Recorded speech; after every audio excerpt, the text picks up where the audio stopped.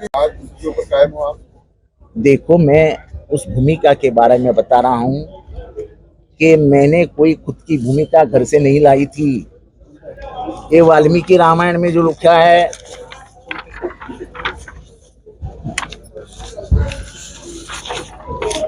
ये जो authentic version of Ramayan लिखा है 1891 की किताब है, कलकत्ता में प्रिंट हुई है। कुछ आईआईटी कानपुर ने इसके ऊपर बड़ा काम किया है और ये सब मैं जनता के सामने आपके माध्यम से रख रहा हूँ। ये तो मैंने नहीं किया। 1891 में जो लिखा वो वाल्मीकि रामायण का कथन किया है, वो तो मैंने नहीं किया। तो श्लोक सहित है।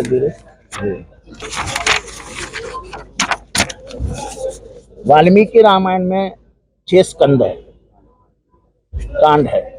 बालाकांड, अयोध्या कांड, अरण्य कांड, किष्किंधा कांड, सुंदर कांड और युद्ध कांड। इसमें का जो अयोध्या कांड है उसका 52वां सर्ग जो है, उसका 102 नंबर का श्लोक क्या कहता है वाल्मीकि रामायण का, आप पढ़ लीजिए। सभी रामायण पढ़ लीजिए, आपको पता चलेगा। पर फिर भी लोक भावनाओं की आदर करके,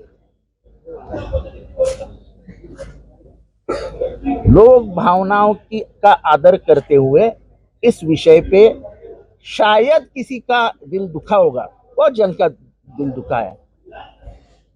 लड़कियां उठाने ले जाने वाले भी आज मेरे ऊपर कूद पड़े हैं, उनका भी नाम राम ही है।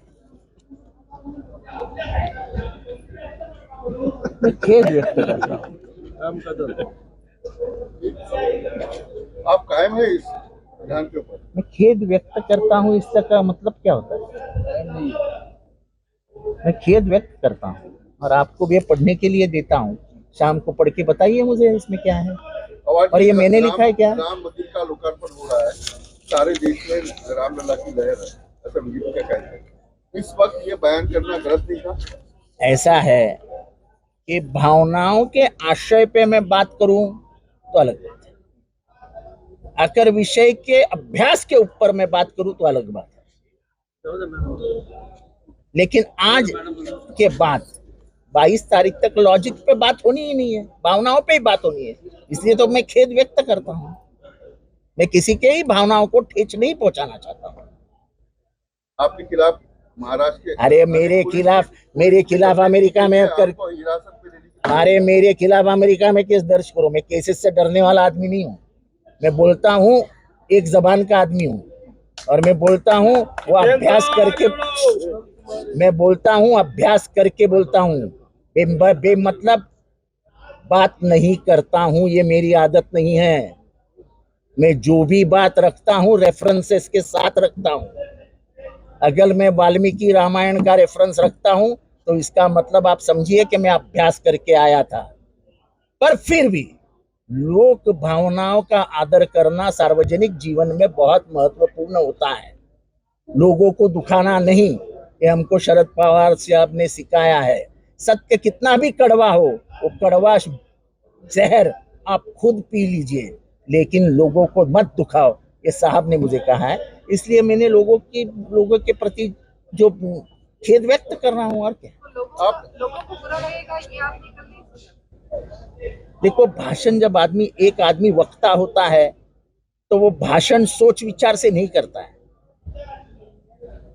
वक्ता वही होता है जो आता है बोल के निकल जाता है। कभी कभी गलतियां होती है तो क्या फांसी पे? मैंने बोला ना खेद व्यक्त करता हूँ। मैंने बोला खेद व्यक्त करता हूँ। मैं बोला ना खेद व्यक्त करता हूँ। मैं बोला खेद व्यक्त करता हूँ। क्या आपके इस बयान से राष्ट्रवादी कांग्रेस शरद पवार ग्रुप को नुकसान नहीं होगा? देखो, ऐसा है, सामाजिक आशय पे बात करने की स्वतंत्रता इस पक्ष में हमको दी गई है। ये पार्टी पॉलिटिक्स इसमें आता नहीं है। मैं उदाहरण देता हूं कि बम पुरंदरे ने लिखे हुए शिवाजी महाराज के इतिहास पे सबसे बड़ी पहली उंगली मैंने उठाई थी। मुझे पार्टी में तब तटकरे थे, तटकर ने बोला था माफी मांग लो। मैंने कहा था मैं माफी नहीं मांगूंगा, और मैंने शरद पवार जी से जब कहा तो बोले हमारा क्या संबंध तुम्हारे से, तुम्हारा जो सामाजिक विषय है आप उसको आगे बढ़ाइए, नहीं बढ़ाने तो मत मारिए, बढ़ाइए। पार्टी का और तुम्हारा इस माध्यम में कोई लेना देना नहीं, और इस विषय पे पार्टी का कोई संबंध नहीं, वो मैं बोला हूँ, पार्टी नहीं कहा है, पार्टी की ऑफिशियल लाइन नहीं है ये। अरे हम राम भक्त है, हम भी अयोध्या जाने वाले हैं, राम का दर्शन लेने वाले हैं, पर हमारा राम ये बहुजनों का राम है, सबका भला करने वाला राम है। वो राम यहाँ की बेरोजगारी देख के वापस चला जाएगा, वो राम यहाँ पे महिलाओं पे हो रहे अत्याचार देख के वापस चला जाएगा, अगर वो कभी आने वाले रहेंगे तो। ये वो राम मेरी शबरी कहाँ है ढूंढते बैठेगा, और उसको पता चलेगा कि द्रौपदी मुर्मू लॉक के बिठाया गया है उसे राष्ट्रपति भवन में। तो ऐसी कई बातें हैं